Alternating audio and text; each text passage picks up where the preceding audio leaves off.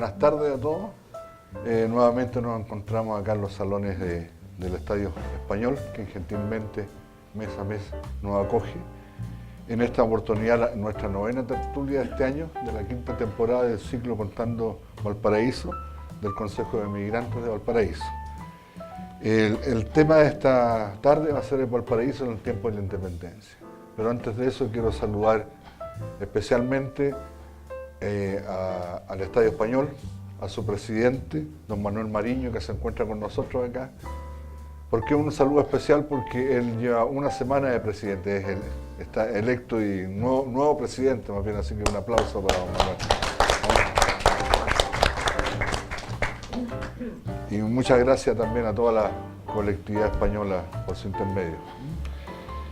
También quiero dar gracias a nuestros auspiciadores que nos permiten, digamos, poder tener esta producción y poder tener en nuestra página web todos los videos de nuestras tertulias, los cuales, aunque ustedes no lo crean, hay mucha gente que lo ve.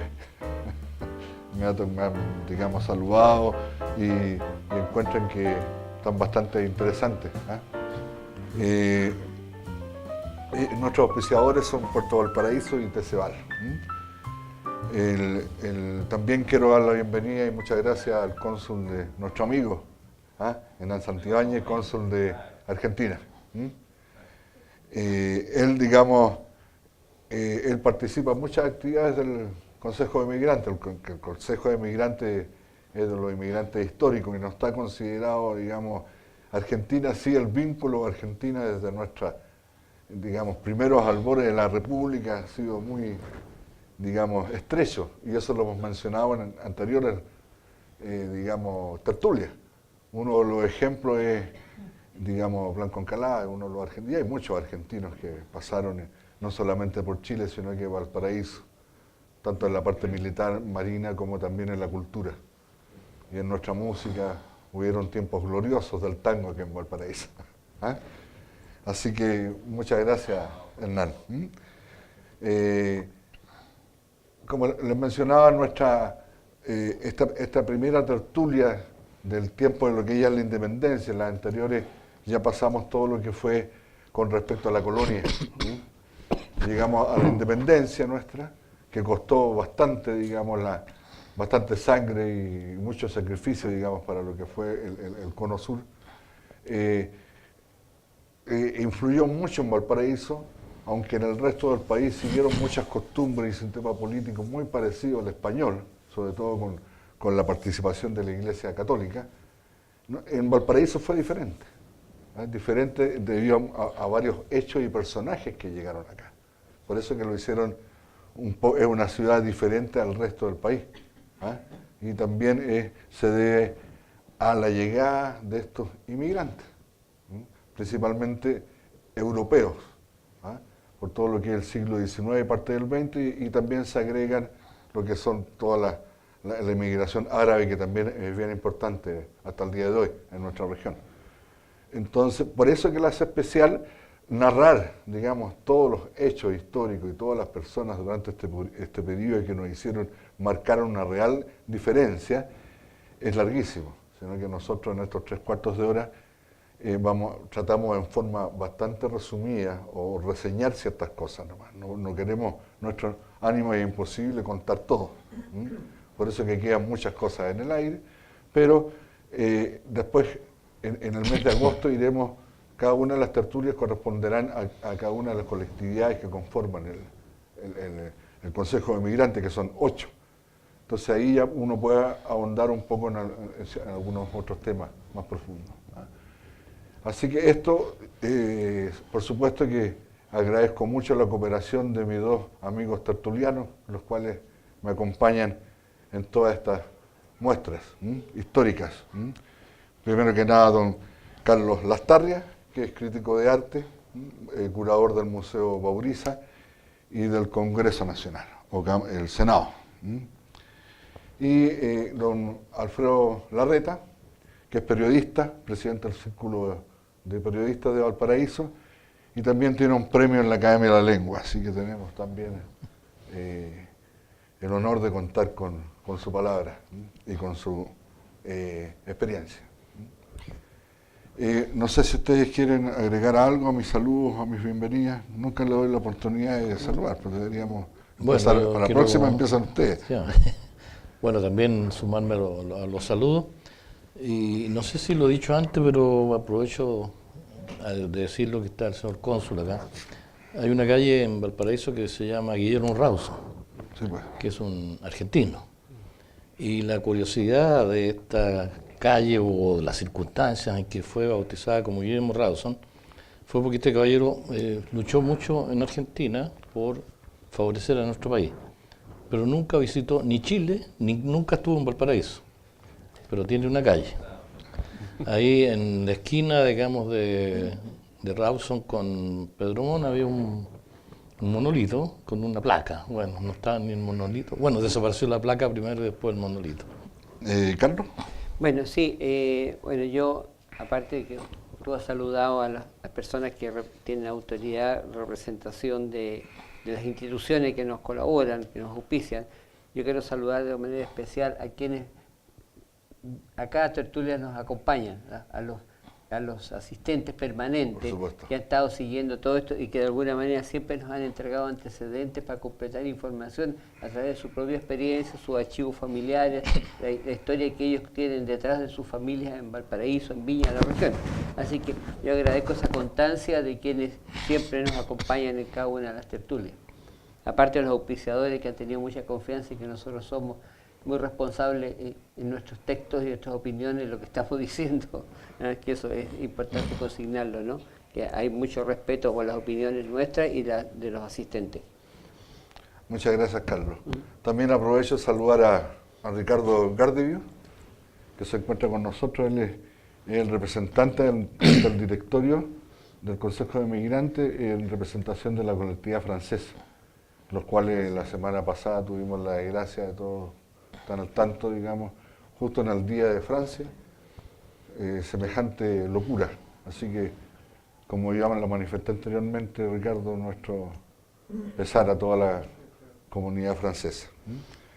Bueno, entrando en materia, digamos que, si bien la primera Junta de Gobierno no es la primera Junta de Gobierno solamente, no es una declaración de la independencia, eso viene bastante después, en 1818. Sí, digamos, hay uno o dos decretos de esta Junta de Gobierno que son muy importantes, bueno, para el país, pero sobre todo para Valparaíso, que fueron primero la libertad de comercio para los puertos de Coquimbo, Valparaíso, Talcahuano y Valdivia, y después fue todo lo que es también la creación de los aranceles aduaneros y la aduana. Este decreto es 1811, es uno de los primeros decretos de esta primera Junta de Gobierno. Además fue, como toda república naciente, en esos años, en todas estas ex colonias españolas, no estaba muy claro cuál era el sistema político a decidir, porque en ese momento teníamos las monarquías y teníamos las repúblicas. La mayor experiencia, o la menor, o la poca experiencia que teníamos en la república era con Italia, que ya había tenido sus problemas. Y la otra era la monarquía, que también hubieron unos pensamientos con San Martín en Perú, digamos, la idea de también tomarlo como sistema de gobierno, que era válido por esos años. Ahora lo pensamos como imposible, pero en esos momentos sí era una de las dos posibilidades. Entonces, los primeros años de la República, o de la primera Junta de Gobierno, fueron, digamos, bien políticamente hablando, no fueron muy definidas. Por eso que hay como 3 o 4 constituciones que duraron muy poco tiempo. Entonces, nosotros mencionamos esto porque tiene una directa relación después con la llegada de los migrantes y lo que pasa con Valparaíso. Porque si bien en la primera constitución que estamos viendo en pantalla, que es de 1812, algunos lo llaman solamente un reglamento, no constitución, que es de José Miguel Carrera, con la ayuda del cónsul norteamericano, el señor Poinsett, logran de que en esta primera constitución la religión oficial del Estado sea la católica, apostólica y nada más, sin el siguiente apellido. Eso permitía de alguna forma que todos estos emigrantes protestantes, digamos, no haber o sea, ningún tipo de problema de credo con ellos. ¿Ah?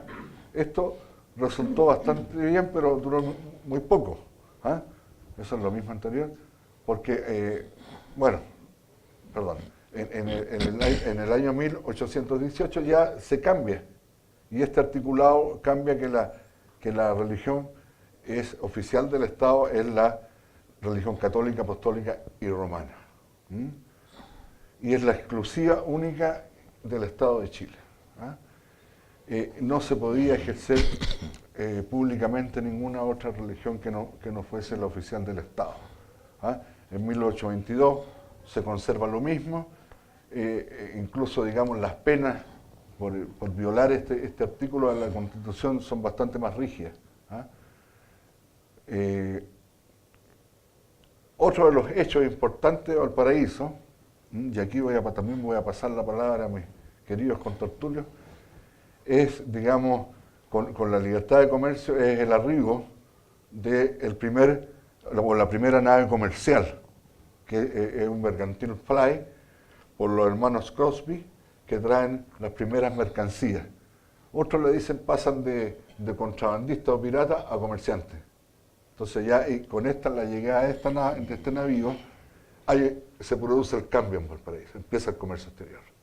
Que si bien no había una estabilidad de la República o de la Independencia, ya era permitido que hubiesen acá en Valparaíso extranjeros de otras naciones europeas. Entonces era protegido el comercio acá, en Valparaíso. No sé si tú quieres agregar algo al respecto, Alfredo. Bueno, ese fue el punto de partida. Me voy a referir brevemente al periodo, ¿no es cierto?, de la apertura del comercio de los 4 puertos, incluyendo Valparaíso, al comercio internacional, y que tuvo una muy importante participación de los corsarios chilenos. Bernardo Higgins dio patente de corso a varios chilenos que eran chilenos o residentes en Chile. Los primeros corsos eran norteamericanos, uno de apellido Bach y el otro Brown. Y bueno, estos corsarios les fue bastante bien en sus correrías, y fueron limpiando el litoral de naves españolas que todavía estaban merodeando. Y fue un periodo bastante largo, y eso permitía que las naves de otras banderas llegaran sin grandes problemas al Valparaíso. Incluso se da la particularidad de que llegaban buques con carga que iban más al norte, pero los comerciantes porteños se las arreglaban para comprarle su mercadería y después ellos reportarla y revenderla al Perú hasta Panamá, incluso México. Y bueno, y todo esto tuvo su culminación, ¿no es cierto?, con la llegada de nuestro amigo Lord Cochrane, y también con la participación de Blanco Encalada, que terminaron con dominar, ¿no es cierto?, en favor de Chile, gran parte del Océano Pacífico. Eso podría agregarle. Bueno, aquí lo más simpático es el tipo de mercadería que traía, digamos, el Bergantín Fly, que principalmente eran la quincallería inglesa, que era muy apetecida, herramientas de acero, lana, objetos de lienzo o algodón. Y ropa. También había... Y ropa para las señoras. Sí. Y otro, lo interesante había en el puerto, cuando habían embarcaciones de Valparaíso hacia el Perú. Y estaba el barco, la barca Rosalía, que era un barco chico, y es muy divertido ver lo que exportábamos hacia el Perú, que eran ponchos, quesos, cestos de papas, estribos de palo, costillares, interesante. ¿O no, Hernán? Y cáñamo, que es muy importante hasta ahora. Cáñamo. No la semilla. No la semilla. Todavía no. Nueces, tortas, incluso lo más raro, digamos, en los esclavos sin lengua, 14. ¿Ah? Entonces, ese era el tipo de las primeras mercancías de los intercambios, de la apertura de lo que es el comercio internacional en que Valparaíso. Perdón, Sí, don mira, Carlos. Sí, a propósito de eso, hoy día se habla mucho de que el comercio internacional de Chile o de Argentina a través de Chile o de Brasil a través de la costa chilena, de Perú y de Ecuador, es pensando en el Océano Pacífico, que es el océano del futuro, de la navegación entre Asia y América. Ocurre que eso es se piensa como un gran desarrollo comercial válido y útil para el continente sudamericano y para el continente asiático. Pero no es una cosa nueva en la historia de la navegación. En la historia de la navegación de la costa del Pacífico, la navegación desde Asia hacia América del Sur fue importante en tiempo del periodo de la colonia nuestra.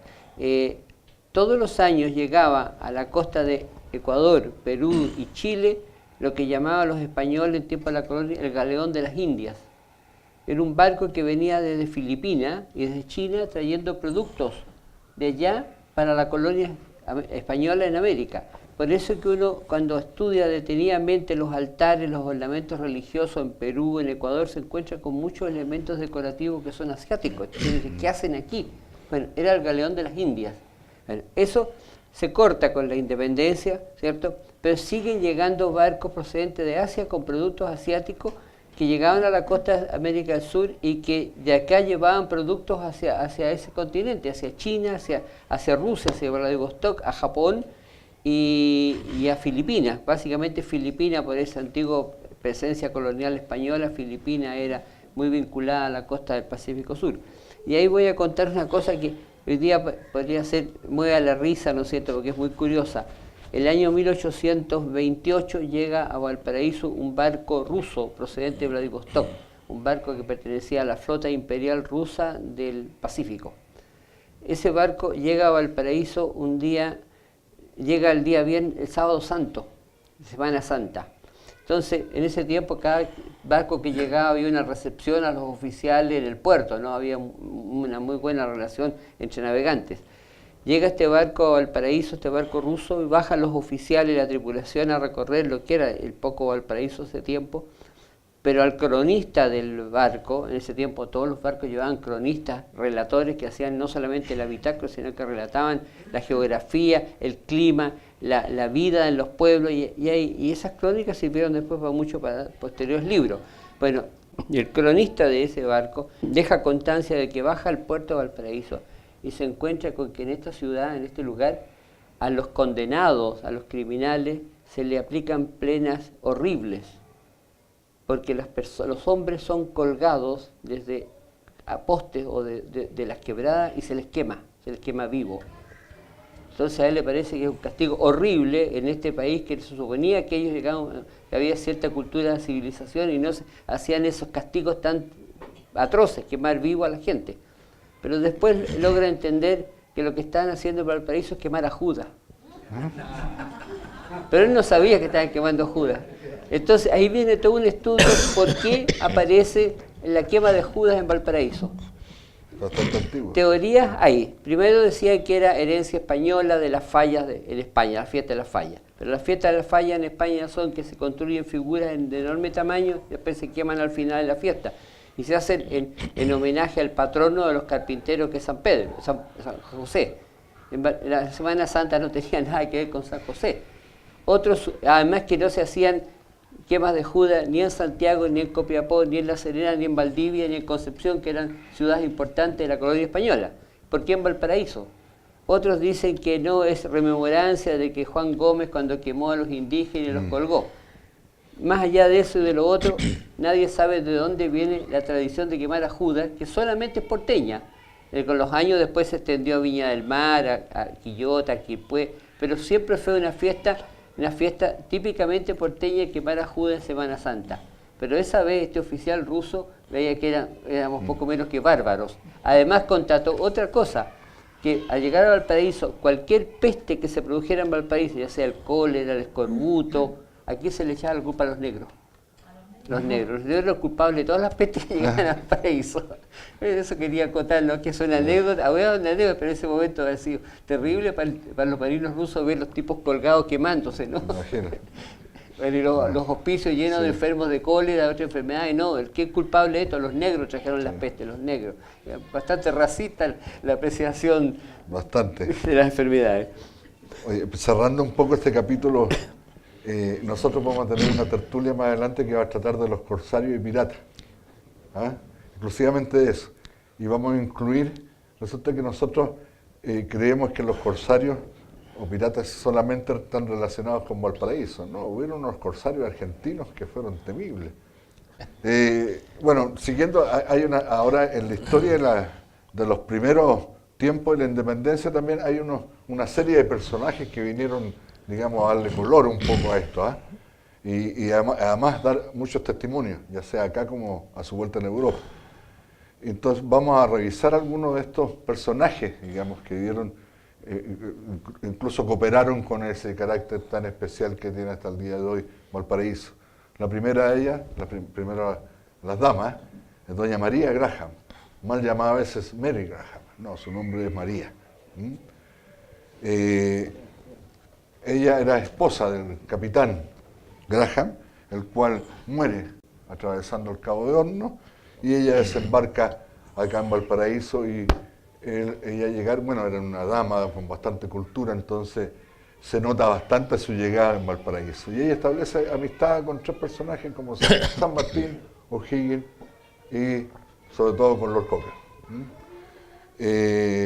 Y escribió un diario de su permanencia aquí en Chile y en Brasil, porque ella de acá también fue a Brasil. Entonces, vamos, no sé si tú, que eres tan admiradora de la María Graham, ¿quieres decir algo especial al respecto? Bueno, bueno, dentro de los libros de viajeros, es considerado el diario de mi residencia en Chile en 1822, porque fue publicado en 1824. Todos los testimonios de María Graham son muy elocuentes y muy citados y muy validados. Y son muy reales, porque hubo muchos viajeros que la verdad que la gran historia de Valparaíso se fue gestando a través de los libros de los viajeros, como tú decías, que traían un relator. Las crónicas. Y muchos traían dibujantes, Fresier, ¿no es cierto?, que dibujó los primeros croquis del puerto. Y ella se dio maña para hacer muchas cosas, entre muchos de ellos fue que viajó, ¿no es cierto?, a Santiago a caballo, recorriendo, ¿no es cierto?, las tres llanuras y las tres cuestas que en ese tiempo se ocupaban para llegar hasta Santiago. Y le ofrecieron llevarla en un birlocho, no, dijo yo voy a caballo porque a caballo, bueno, llegando ya cerca de la capital, la fueron a buscar en coche, entonces ya una dama santiaguina anfitriona, entonces ella se negó porque como iba a caballo y no estaba presentable como para irse en coche. Entonces, bueno, todas las cosas fueron muy notables. Ella tuvo una casa, ¿no es cierto?, que residió en el Almendral, que incluso en su libro aparece, muchas veces se ha repetido esa imagen, la vista del Almendral desde su casa. Y se podrían decir muchas cosas, porque en realidad fue una mujer extraordinaria, que lo más lógico que cuando llegando al paraíso se hubiera embarcado en el primer buque que seguía, ¿no es cierto?, buque inglés que seguía hacia Inglaterra, pero ella decidió quedarse. Tuvo casi un año acá. E incluso, digamos, la han recuperado bastante los geólogos chilenos. La otra vez fui a una charla del geólogo este que habla de los terremotos en la televisión, Lagos, ¿ah? Y él narraba, hizo un reconocimiento a María Graham, porque ella describe lo que vio en Valdivia y en el sur de Chile después de unos grandes terremotos. Entonces ella habló de las placas tectónicas y todo este cuento. No, sí, era muy culta, muy culta. ¿No? Muy culta. Entonces ella escribe sobre esto, llega a Londres y publica estas crónicas. Y la Sociedad Geológica de Londres, por supuesto, que la descalifica. Y la trata muy mal. Y más o menos que en su calidad de mujer no tendría por qué meterse en estas cosas. Y ahí se forma un lío, bueno, ella era viuda, bueno, luego se casa nuevamente, y creo que el nuevo esposo reta a duelo al presidente de la Sociedad Geológica de Londres por, digamos, estos insultos hacia María Graham. ¿Ah? El duelo al final no se produce, pero al tiempo después llega Darwin y escribe sobre lo mismo y le da toda la razón a María Graham. Entonces, la primera que escribió aquí en Chile sobre las placas y todo fue María Graham. Entonces, es un reconocimiento que se le está también dando aquí en Chile. Otro más. Carlos, no sé, o quieres... Sí, ¿tú? no, y que además la María Graham hace una notable descripción de la vida en Valparaíso de esos años. Habla del comercio, señala ella que en las calles de Valparaíso se habla más inglés que español y que es como estar en cualquier puerto de Inglaterra y por la cultura, por la tradición de la gente. Habla ella de las costumbres, hay un muy buen relato de las costumbres porteñas. No deja muy bien paradas a las mujeres porteñas, las trata de pacata, de que andan arropadas, que se visten de negro, que son poco amplias de criterio, son muy tradicionalistas, ¿no? Entonces, pero en general ella es un relato de las costumbres del puerto de Valparaíso, quizás el relato más objetivo, porque después hubo unos relatos terribles. Fresier hizo un relato terrible de Valparaíso, ¿no? Un poco menos que nos deja muy mal, ¿no? Dice, habla de Y ella también hace unos dibujos. De claro, ella hace dibujos. Fresier nos trata muy mal, dice que es una ciudad sucia, llena de basura, maloliente, llena de ratas, las quebradas, los hombres borrachos, las mujeres se ponen manto en la mañana y se desvisten en la noche. Entonces, Fresier es muy duro en describir a Valparaíso, pero María Graham es mucho más objetiva. Y quizás eso es el aporte principal de ella, que es un relato muy fidedigno de esto. Y es por eso que también es el primer relato más creíble, más objetivo sobre Valparaíso ya independiente. Sí. Bueno, así, nombrando estos personajes, uno va tomando una idea de lo que era Valparaíso en esos años. Otro de los que influenció mucho es este otro caballero, escocés, Lord Cochrane, el cual luchó por la libertad de Chile, Perú, Brasil y Grecia. Incluso en su sepultura en Inglaterra tiene los escudos de estas tres naciones. Él fuera bueno, él extraído aquí a Chile. Él era un personaje muy conocido en Europa, no era un marino cualquiera, sino que él tenía, digamos, toda una historia dentro de la Marina Británica.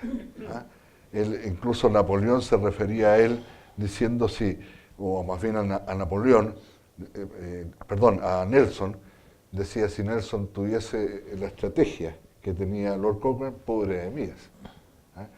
Y él tuvo títulos por familia, pero hizo mucha fortuna porque en esos años todas las armadas de Europa funcionaban con el sistema de los corsos, digamos. O sea, ellos tomaban un botín y se repartía desde el rey o la reina hasta el cocinero de la nave.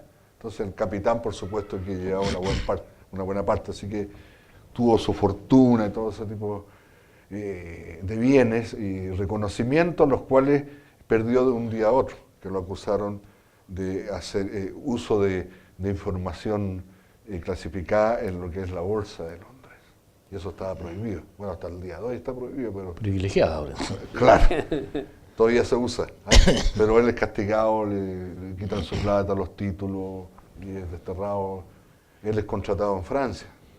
San Martín lo mandan a buscar. A él lo mandan a buscar especialmente. Y él decide venir a este país del fin del mundo, y a Valparaíso, que bueno, en esos tiempos los marinos conocían Valparaíso, no conocían Chile. Y decide venir a este puerto, a esta nueva aventura de lo que era formar una armada y derrotar a los españoles. Así que él, digamos, demostró sus genialidades por muchos actos que él tuvo acá en Chile. Uno de ellos, la toma del rescate de la Esmeralda. O sea, la captura. La captura, más bien. La toma de Corral y Valdivia, que también estratégicamente es algo que todavía se estudia en las diferentes academias navales en el mundo.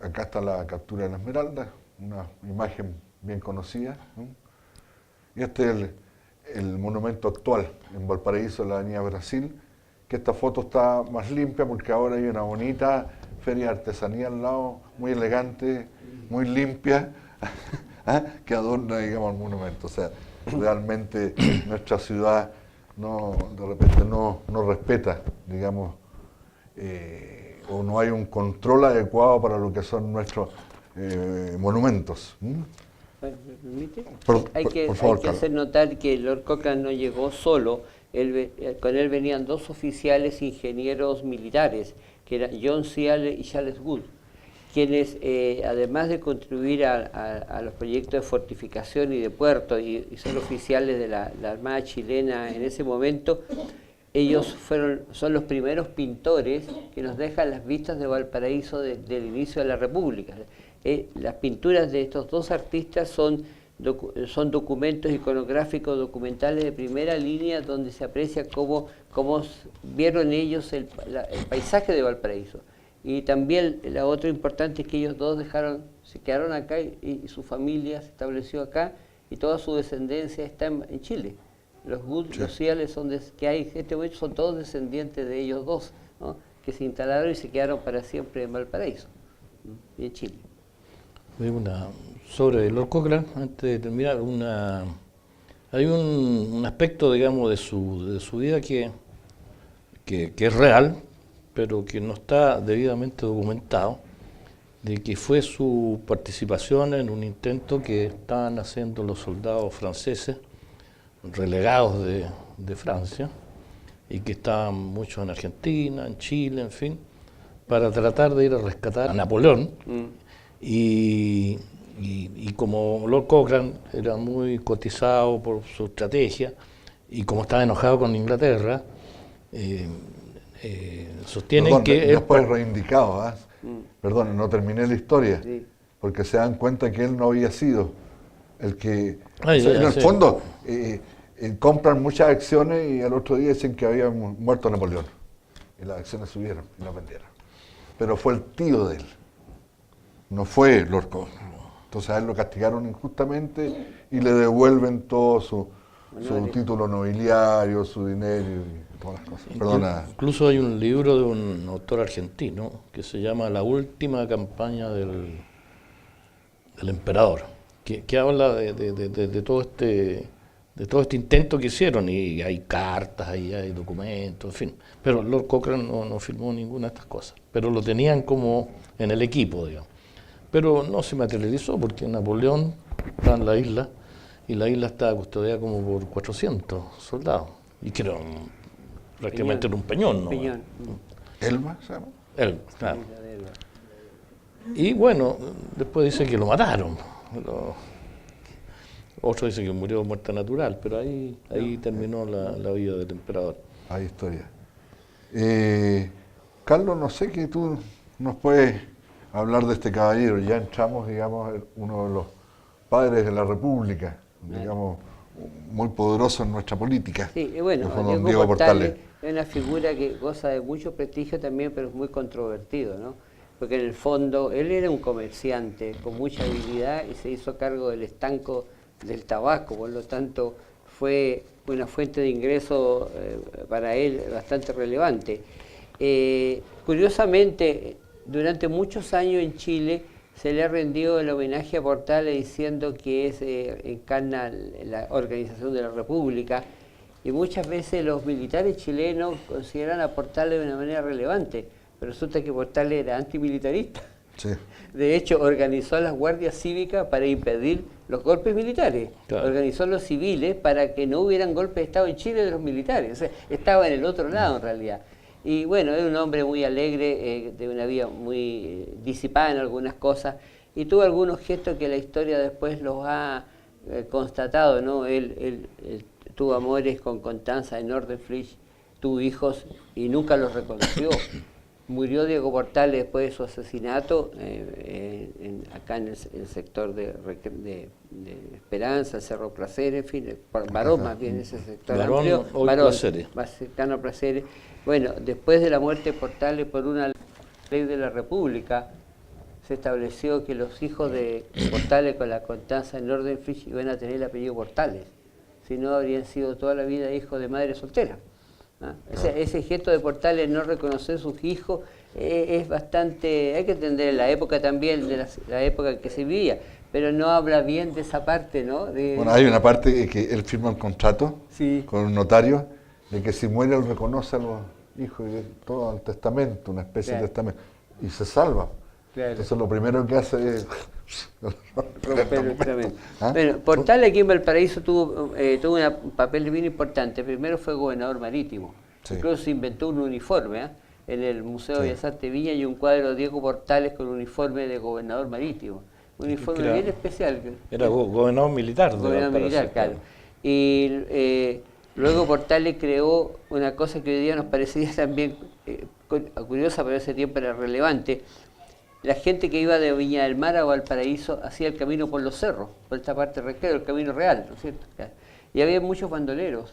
Entonces la gente se agrupaba para viajar de Viña a Valparaíso.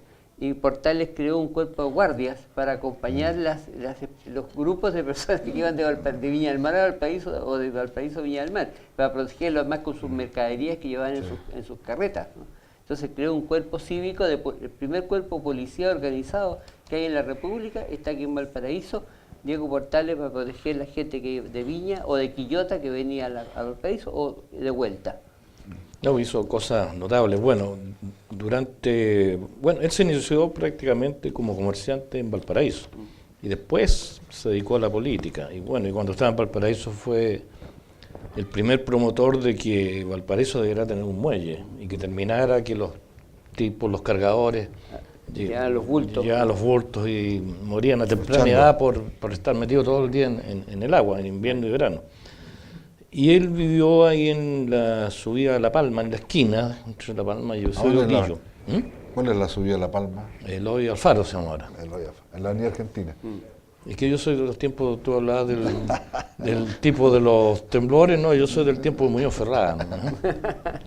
Bueno, y él estuvo alojado ahí, tú mencionaste antes a Darwin, lo estuvo alojado en su casa. Entonces, como Darwin andaba buscando especímenes, pescaditos, pues insectos, en fin, y llegaba todos los días una parvada de cabros chicos a venderle cada insecto a $1. No sé cuánto se gastó, algunos valían y otros no valían. Incluso se cuentan que iban niños hasta San Antonio buscando cosas por las playas, para ir a venderle Hay un gringo loco. Claro, al gringo gay. Ya, bueno, este es el monumento en el Cerro Placeres, que realmente se corrió bastante, Sí. porque como ya mencionamos, se supone que el asesinato fue en la quebrada ahí de Cabritería. Claro. Lo que pasa es que el Cerro Placeres no existía como tal, Claro. existía Estaba ahí. desde la hermana Honda, que fue la última de las 7 hermanas, que es Esperanza. Claro. Desde ahí, de esa quebrada, para allá Ya. empezaba el Cerro Barón, hasta la Avenida Argentina. Este es el actual monumento ahí en la Avenida Brasil, bajo el Gomero, el hermoso Gomero. Sí. Otro de los personajes de la política que también pasó y de pensamiento liberal, digamos, que fue muy importante en esta época, que pasó por nuestra ciudad, Puerto, es justamente Francisco Bilbao. ¿Ah? Carlos, en un par de minutos, si nos puede... Sí, bueno, Bilbao hablar. fue importante porque él introdujo el pensamiento liberal, el pensamiento más democrático y las ideas más progresistas que venían de Europa. De hecho, él era un maestro de la Gran Logia Masónica, por lo tanto, a él le preocupaba la educación, la cultura laica, y por esa razón Bilbao, aparte de sus trabajos de escritura, fue un gran orador y tuvo mucho conflicto con la Iglesia Católica. De hecho, lo que muestra esto es el monumento Bilbao. Ese monumento se mandó a hacer en homenaje a Bilbao cuando llegó a Chile. No pudo exhibirse, no pudo colocarse en ninguna plaza porque era rechazado, ¿no? Las autoridades, por la influencia del Obispado del Paraíso, prohibían la instalación del monumento Bilbao. Entonces el monumento Bilbao recorrió varios lugares, incluso estuvo en la plaza Wilray, en reemplazo de Wilray, y Wilray estaba en la Avenida Brasil. Por eso Joaquín Otorbello hablaba en su momento de los monumentos itinerantes de Valparaíso, porque el monumento al bombero también recorrió varios Es lugares, cerca, y el de claro. Blanco Encalada también, y la Fuente de Neptuno también, todos de cuando en cuando se cambiaban de lugar. Por eso hablaba de los monumentos itinerantes. Hasta que se decía hace pocos años que Bilbao tiene que estar en la Avenida Brasil, frente al templo de la Gran Logia Masónica de Chile, de Valparaíso, que es la primera en Chile, la primera logia que se crea en Chile, y él fue una figura relevante en lo que se llamó la generación de medio siglo de los literatos, escritores, poetas, y sobre todo en la educación, sobre todo en la Universidad de Chile y en los liceos públicos, en la educación laica y ciudadana. Ese es el papel importante de Francisco Bilbao, y también en la organización de las comunidades obreras. Ya, mientras éramos visitados por estos personajes que acabamos de mencionar, en Valparaíso también estaban pasando muchas cosas, sobre todo con la llegada cada vez más de los que son los inmigrantes, estos extranjeros, estos europeos que llegaban a nuestra ciudad, a nuestro puerto, y de alguna forma lo iban transformando. Estos europeos, por supuesto que en un principio venían por todo lo que era el interés comercial, principalmente. Eran las nuevas colonias del sur de América que se abrían al comercio internacional, entonces ellos buscaban todas nuestras materias primas, eran muy interesantes para ellos. Entonces por eso que es el principal objetivo. Esto por supuesto que esta apertura de este comercio que ya hemos mencionado varias veces fue impactando nuestra ciudad y la fue transformando en realidad. Antes de la independencia. Valparaíso, como lo hemos visto en tertulias anteriores, era realmente una caleta, con una aldea pequeña, un pueblo muy pequeño. Con la llegada de toda esta nueva gente se va transformando en lo que es un puerto, una ciudad-puerto, y en lo que es hoy día, digamos. Es todo un desarrollo, pero el gran hecho comercial, político, cultural y patrimonial que sucede en Valparaíso para este gran cambio es la llegada de estos inmigrantes, los cuales, digamos, tampoco hay que reconocer que no solamente los inmigrantes llegaron con la independencia, sino que las primeras emigraciones que llegan hasta nuestro país y nuestra ciudad son principalmente en el siglo XVI y XVII, con la llegada de los españoles castellanos y entremeños principalmente. Y vascos. Y vascos, por favor. Claro, y en el siglo XVIII llegan los españoles de origen vasco, los cuales mis dos amigos tertulianos son descendientes. Yo creo que como muchos de los que estamos aquí en esta sala somos descendientes de los inmigrantes. Hay estudios de universidades chilenas, norteamericanas, que hay un cálculo más o menos del 60 o más por ciento de los porteños tienen un origen o tuvieron un pariente a un emigrante de diferentes nacionalidades. Los primeros inmigrantes que llegan a Valparaíso principalmente son los británicos, que se les nombraba como ingleses, y no eran todos ingleses, sino que dentro de los británicos estaban los escoceses, galeses, irlandeses e ingleses, que son las tres primeras, son razas totalmente diferentes a lo que es la anglosajona. Las tres anteriores son de origen celta, como algunas de las naciones españolas, ya sea Asturias, Galicia y algunas francesas, son las que tienen más relación con los celtas. Luego de la apertura de este comercio, por supuesto que vienen ya, después de los británicos en número y en importancia, estamos hablando de la primera mitad del siglo XIX, vienen, digamos, los alemanes, que también, digamos, son importantes, su influencia en Valparaíso, los italianos, los españoles. La emigración española es como por oleadas, porque algunos con la independencia se quedan, muchos de ellos se quedan acá. La solicitud de nacionalidad chilena que presentan los españoles que vivían aquí en Chile fueron aceptadas un 90 y tantos %. Entonces había mucha población en Valparaíso que españoles, nacidos en España, o criollos. Salvo a los solteros. Salvo a los A los solteros. solteros no le dan la nacionalidad en forma muy fácil. Claro. En los primeros tiempos, después del bombardeo estamos hablando, ¿no? Claro. Y bueno, los españoles tenían bastante comercio acá, después también del bombardeo a Valparaíso, también algunos que se van, y también llegan los italianos, y ahí viene un poco la pelea por el comercio detallista, digamos, por eso que se habla que los italianos tuvieron cerca como 900 y tantos emporios en Valparaíso, en lo que desde Playa Ancha a Esperanza, una cantidad enorme, ¿ah? Pero digamos, influyeron bastante. Si bien los británicos, los alemanes se dedicaban más al comercio internacional, cosas así, lo que era el comercio mismo, digamos, el detalle necesario para la gente y muchos servicios, estuvo a cargo de los españoles, los italianos y posteriormente los árabes. También fueron importantes los croatas, los holandeses, los franceses. Hubieron muchos franceses en Valparaíso. Incluso se encuentran muchos edificios de tipo de construcción francesa, todavía en Valparaíso. Aunque es una de las ciudades, digamos, más masacradas después de los terremotos. No por el daño del terremoto, sino por el camino más fácil, lo que era la demolición, o el forrar en lata. Y no se salvaron muchas de las construcciones, pero algunas quedan en Salvador Donoso, por el lado del Almendral, Calle Victoria, bastante edificio muy bonito, que fue, digamos, principalmente traída por los franceses. Y bueno, toda la parte, digamos, las viñas para el interior de la quinta región, bueno, bastante importante. Eso se nota también en la gran variedad de consulados que hubo en Valparaíso. Porque Bueno, los consulados en ese tiempo no representaban países, sino que representaban, incluso Hamburgo estaba representado con un cónsul, y no era Alemania como tal. Claro, que todavía no llegaba, no existía la unificación, Alemania no existía.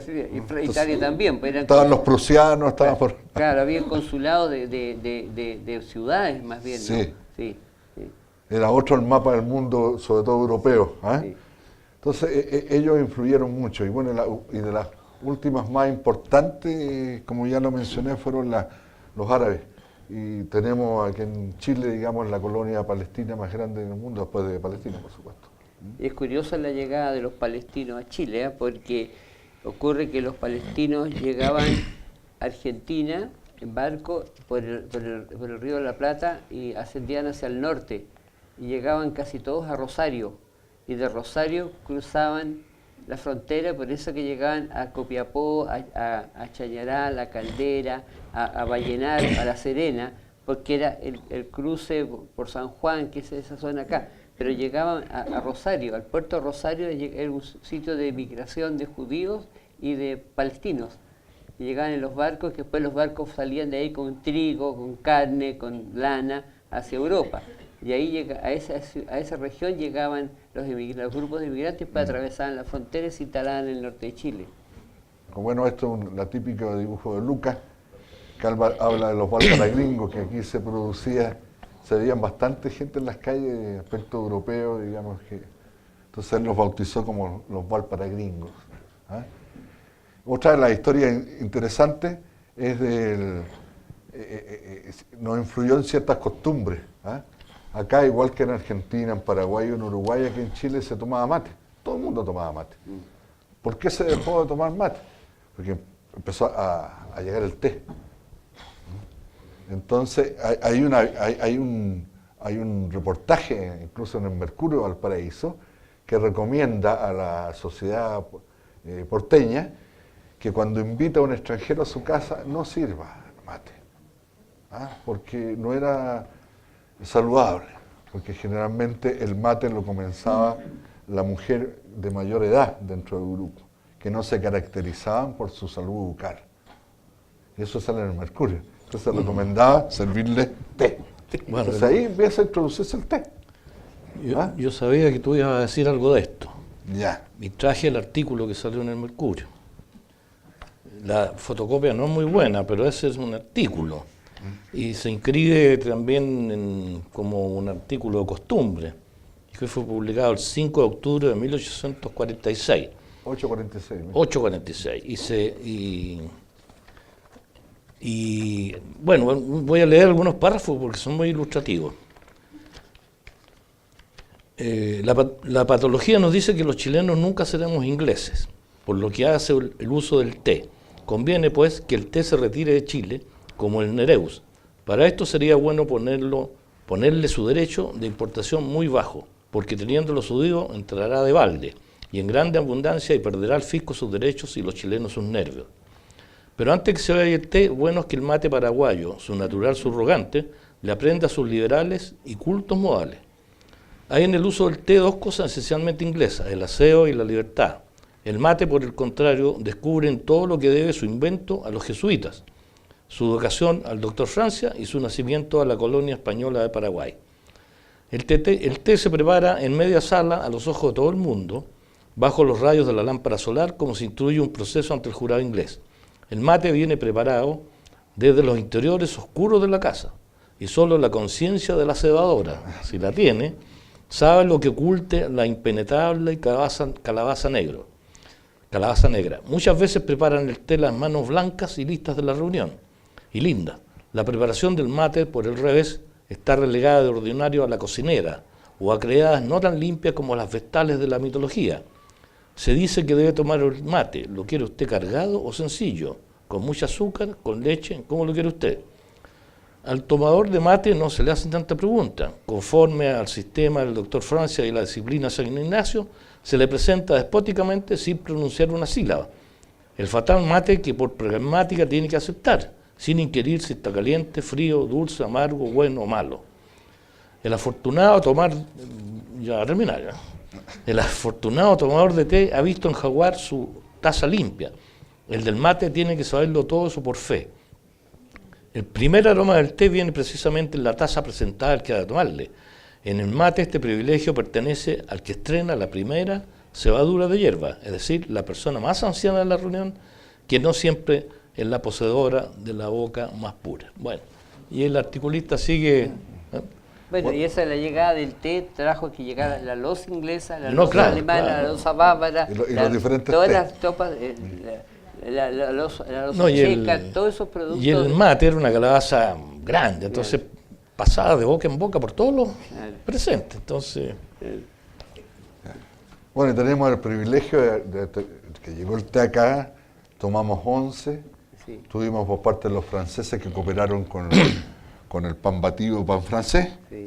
y después tuvimos la palta y somos el privilegio de tomar 11 con té, con una marraqueta con palta o un pan batido. Y los escones. No en todos los países del mundo Y los tienen ese pancitos privilegio. dulces también, pero los escones. Ya, brevemente nos vamos a referir a otro de los mitos de estos tiempos también característicos de lo que es Valparaíso, que es la cueva del Chivato. Y tú como eres vecino yo soy, del Mercurio, claro, digamos, toma la palabra. habitante de... Bueno, tenemos que relacionar la cueva del Chivato porque es la catacumba más antigua que se tenga referencia en Valparaíso. A raíz también del descubrimiento de estas cavernas en Limache, que al parecer en la hacienda de los señores Isman, antiguos hacienda de estos caballeros, aparentemente eran de regadío. Bueno, Valparaíso tiene una gran red de cavernas, Túneles. cauces, túneles, bóvedas, cueva del Chivato con el chivato mitológico y que capturaba a los niños y los convertía en imbunches. Los imbunches eran unos especímenes muy feos que tenían la cabeza hacia atrás, caminaban con un solo pie. Bueno, y esto era la creencia del que pasaba por ahí, donde está el Mercurio ahora, era atacado por este chivato misterioso si no adoptaba muchas precauciones. Y voy a resumir. Por favor. En el mismo lugar fue dinamitado el cerro porque hasta ahí llegaba el mar, más o menos hasta la vereda norte de Esmeralda, por ahí. Hasta ahí llegaba el mar y la gente tenía que subir. Fue dinamitándose y en una dinamitazos apareció una caverna, que hay muchas a orillas del mar. Después, uno de los primeros que se instaló ahí fue el doctor Andrés Vlest, un irlandés, que echaba de menos la cerveza y puso una fábrica de cerveza. La primera. En la cervecera Altamira, ahí al lado del ascensor Reina Victoria. Reina Victoria, hay una placa que dice: el doctor Vlest fue el que inventó la cerveza en Valparaíso a pocos pasos de este lugar. Y fue en el Mercurio.